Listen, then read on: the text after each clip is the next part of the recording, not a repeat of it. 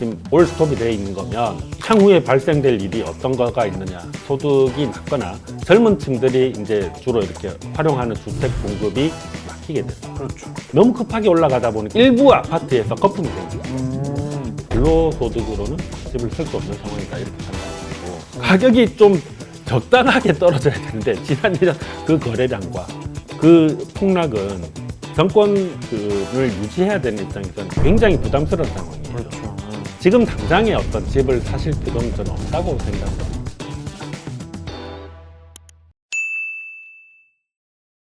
이번엔 다른 얘기를 해보려고 하는데 공급 얘기 할게요. 사실 지금 시장을 보시는 많은 분들이 가장 걱정하는 게 공급 문제입니다. 적은 공급이 계속 이어진다면 2, 3년 뒤에는 또 다른 폭등이 일어날 수 있다. 그런 걱정들이 많은 것 같은데 좀 대표님이 데이터로 한번 공급이 좀 어떤 문제가 있는지 한번 봐주실 수 있을까요? 공급 문제에 대해서 제가 차트를 준비한 게 있거든요. 시장의 순환을 이렇게 표현한 그림들이 있어요. 주택 경기가 하향이 되고 이렇게 하면 기본적으로 공급을 줄이는 게 정상이에요. 수요하고 공급이 밸런스가 안 맞게 되고 그렇죠. 해마다 이런 수요들이 이제 새 집이 공급이 안 되니까 누적이 되는 거죠.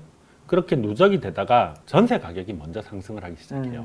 그 뒤에 이제 매매 가격이 상승하고 그 뒤에 이제 경기가 활성화되고 네. 건설사들이 본격적으로 재개발, 재건축을 돌리기 시작해요. 그런데 이제 주택 건설 경기가 이제 활성화되는데 공급을 늘리다 보면 어느 시점에 이게 한꺼번에 터지는 거예요. 입주 물량이. 다시 이제 시장이 후퇴했다가 사이클을 반복을 하게 되거든요. 대표적으로 공급 물량이 적은 곳이 어디일까요? 서울밖에 없어요. 택지를 지정을 해서 공급을 하려고 하면 이게 쉬운 상황이 아니에요. 전국에서 지금 여기 서울 지역만 이제 좀 색깔이 다르죠. 저기만 공급 물량이 지금 부족한 거예요. 근데 이제 반면에 보면 경기도라든지 충북, 세종 뭐 이렇게 해가지고 지금 24년까지 공급 물량이 좀 많아요. 대구, 충북, 그리고 충남, 인천 이런 지역들은 현재 이제 공급이 굉장히 이제 계속 지속되고 있는 그런 상황들이고 이제 서울은 그 중에서 공급이 계속 부족한 그런 지역이다라고 보시면 될 것 같아요. 지금 정부에서 공급 문제 이야기하는 거가 좀 오버하는 거냐? 그렇지는 않아요. 그렇진 않고 공급 문제가 이제 왜 심각해지는지 한번 이렇게 살펴보겠습니다. 정부에서 올해 이번 달 말에 주택 공급 대책을 내놓겠다고도 얘기를 했습니다. 그 네네. 정도로 지금 사실 정부는 되게 심각하게 보는 거거든요. 제일 첫 단추가 인허가니까 그렇죠. 인허가 물량이 지금 올해 이제 굉장히 적다라는 이야기들이 나오고 있어요. 한번 보시면 이게 2023년 올해의 인허가 물량이에요. 적어 보이죠? 이게 거의 한 2008년도 금융위기 때 이때쯤이랑 비슷해 보이네요. 네네. 연말까지 다 포함을 하더라도 저게 적어진 거는 사실이에요. 네. 서울을 한번 살펴보겠습니다. 이전의 위기 시절보다도 훨씬 작은 그렇죠. 그러면 서울 빼고 다른 지역은 어떻게 되나? 대표적으로 뭐 부산 부산, 같은 경우에 네. 부산 같은 경우에는 인허가가 이제 굉장히 줄어들었던 시기들이 있고 이 정도면은 이전보다 상황이 나쁘지 않아요. 서울에서 앞에서 보신 건 이제 세대수 기준이에요.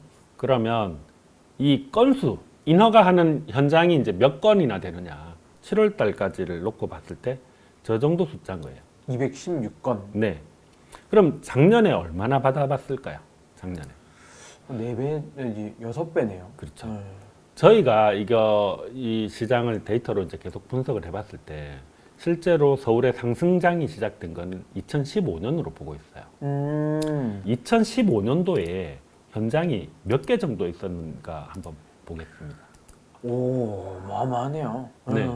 그러니까 저런 현장들이 이제 뭐 수천 개씩 이렇게 나오고 하다 보니까 이제 건설 경기가 좋아지고 좋아질 수밖에 없죠. 이 숫자들을 이제 잘 보시면 저희가 이제 이 들어와 있는 사업장들을 이제 하나하나 이렇게 살펴보면 제일 많이 줄어든 게 어떤 거냐?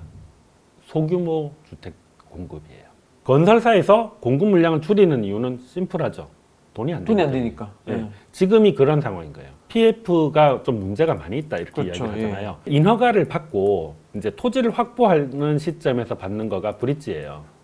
그럼 브릿지까지가 진행이 된다라는 말은 토지를 확보했고, 자 인허가를 받고 나면 이게 본 PF로 넘어가야 돼요. 그렇죠. 어떻게든 인허가까지 갔는데 본 PF로 못 가는 상황인 거예요. 작년부터 시작된 문제거든요. 그러다 보니까 사업을 시작하기가 안 쉬운 거예요.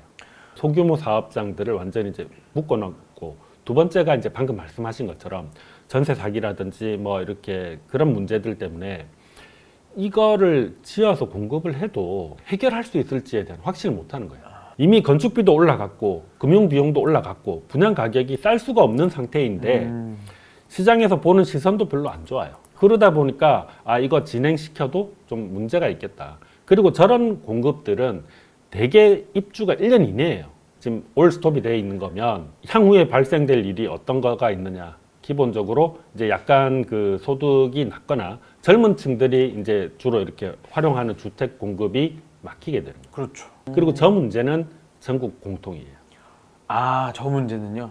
네. 그러니까 저는 되게 단순하게 아파트만 생각을 했는데 오히려 여파가 더 큰 데서 나가지고 더 크게 위청일 수 있다는 얘기로 들리네요. 그렇죠. 상행했을 때 문제가 될 부분들은 저런 소규모 사업장들이 막히고 공급이 막히면 이제 뭐 저런 집을 구하는 분들 입장에서 힘든 상황이 발생할 수 있다. 저게 공급이 계속 줄어들면 기존에 있는 주택의 가격이 더 단단해지거나 오를 가능성이 있는 거고, 예, 그런 식으로 이제 타고 올라가겠죠. 그러면은 말씀하신 오히려 소득이 적은 분들이 주거비에 더 많은 돈을 써야 되는 거고 그런 상황이 나오는 그렇게 거죠. 되면 이게 주거비 너무 많은 걸 내면은 생활비가 줄어들고 그렇죠. 소비가 줄어들고 그런 식으로 좀 안 좋은 일들이 벌어질 수 있겠다 이런 걱정이 좀 됩니다. 저희가 또 자연스럽게 좀 아파트가 아니라 다세대 주택까지도 얘기를 했는데 그러면 이제 전세도 한번 얘기를 해봐야 될 것 같아요. 전세 매물은 확 줄었습니다. 저는 매물이 줄었으면 어쨌든 가격이 이미 오를 대로 올랐다 이런 생각이 들긴 하거든요. 네네네. 전세 가격이 많이 올랐다는 얘기도 기사가 나오고 있습니다. 네. 근데 전세는 또 지역별 차이가 크잖아요. 예, 한번 좀 같이 봐주시면 좋을 것 같아요. 네네네. 예. 1월 1일부터 지금까지 해가지고 대략 한 8개월 정도 기간에 변화를 한번 보면 전세 가격이 오른 지역들이 있고 이제 내린 지역들이 있어요. 네네네. 예, 대표적으로 내린 지역들이 뭐 대구라든지 울산, 부산 이런 데들이 이제 좀 많이 내렸죠. 많이 내렸고 오른 지역들이 이제 세종이라든지 경기 뭐 이런 지역들이 이제 가격이 조금 상승을 했어요. 이 서울에서도 지금 지역별로 편차가 계속 이제 발생한다고 말씀드렸어요. 떨어지는 거가 지금 최근으로 보면 이제 그 9개월 동안 뭐 이렇게 좀 많이 떨어진 지역들 있잖아요. 그걸 3개월로 바꿔서 보면 이제 3개월에 1.6%, 1개월로 이제 바꿔서 보면 예, 떨어지는 것들이 이제 약해지는 거를 폭이 점점 줄어드네요. 예, 보실 수 있을 거예요. 그러니까 이제 송파라든지 강남, 뭐 강동구 이런 데는 지금 뭐 1% 이상 이렇게 빠르게 지금 상승을 하고 있는 중인 거고 이제 다른 지역들, 외곽 지역에 좀 관심을 못 받고 있는 지역은 약세를 보이고 있는데 조금 더 시간 지나면 더 어느 정도 밸런스를 잡아가지 않겠는가 이렇게 지금 보고 있습니다. 어떤 것 때문에 좀 이렇게 다시 가격이 오른 거라고 볼까요? 실제로 가격이 수용할 수 있는 선까지 오른 거예요.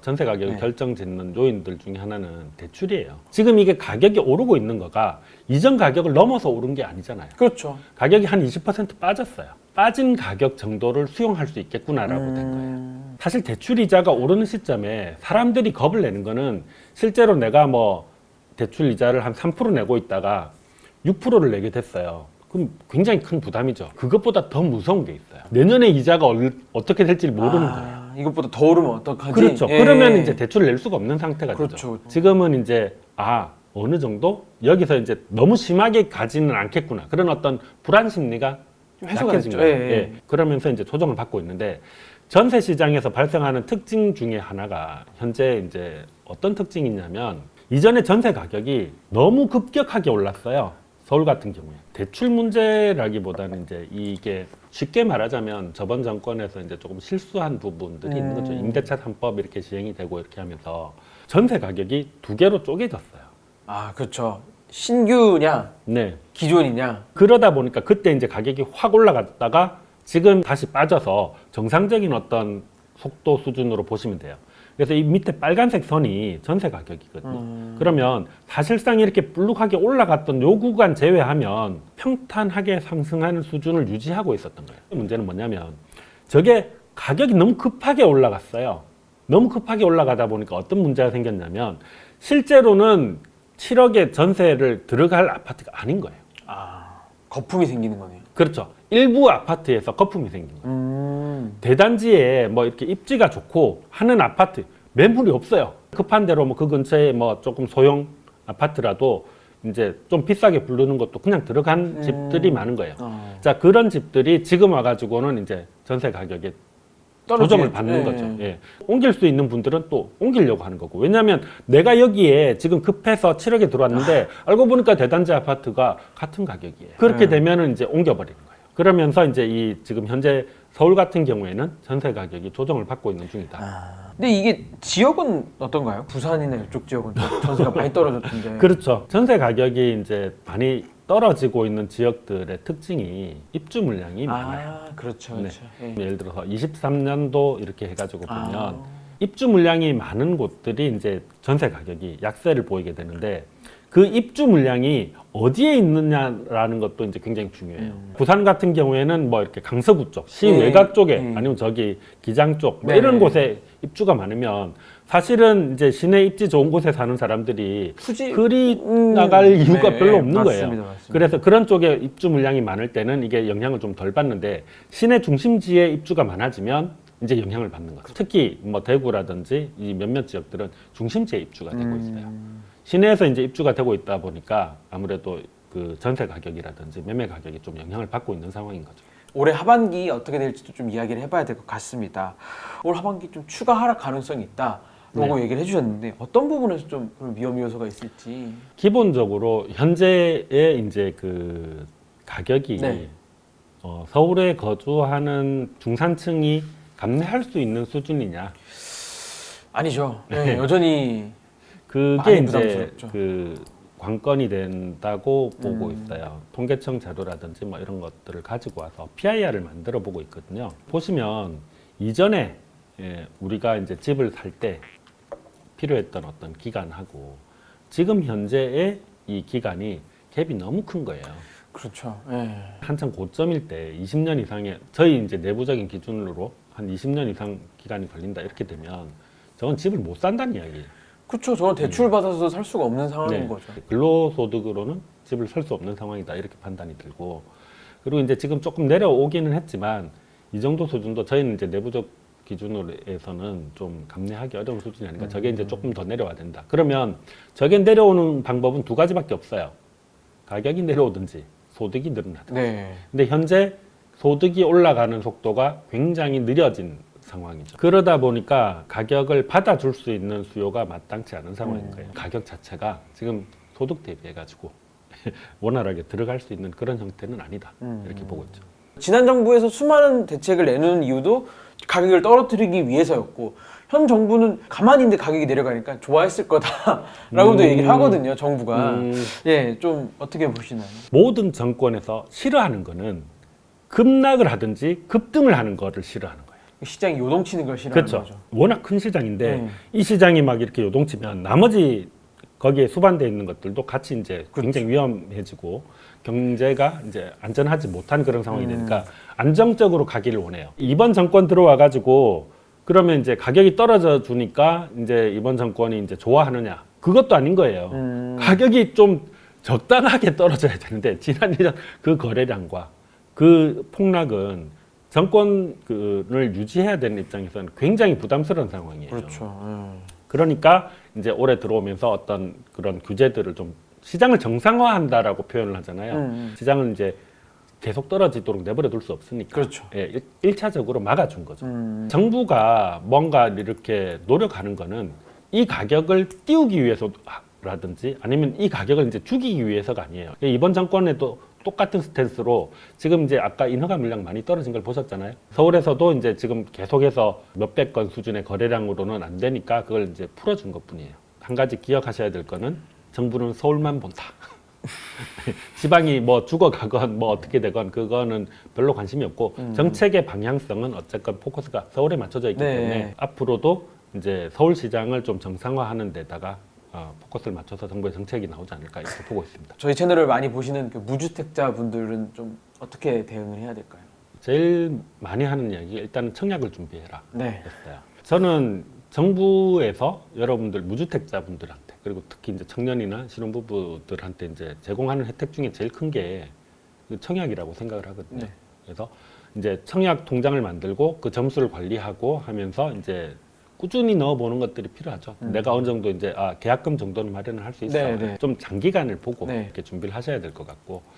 그 다음에 이제 그 내가 약간 경제적인 여력이 있어서 지금 뭐 주택을 구매할 수 있다. 뭐 예를 들어서 뭐 집에서 조금 지원을 받아서라도 이제 주택을 구매할 수 있는 상황이다. 이렇게 하시면 지금 당장에 어떤 집을 사실 필요는 저는 없다고 생각을 해요. 미리 집을 구하는 거를 이제 연습을 하실 필요가 있다고 봐요.